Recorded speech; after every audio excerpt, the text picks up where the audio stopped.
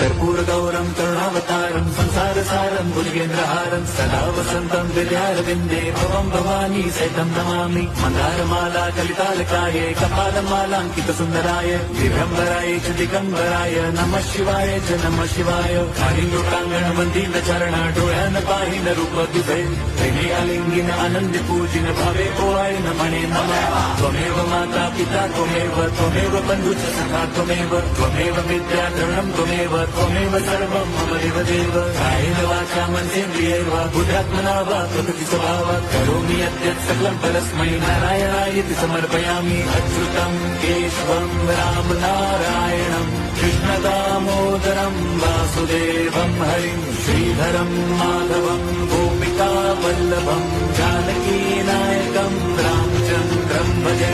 Hare Ram Ram Ram Hare Hare Hare Krishna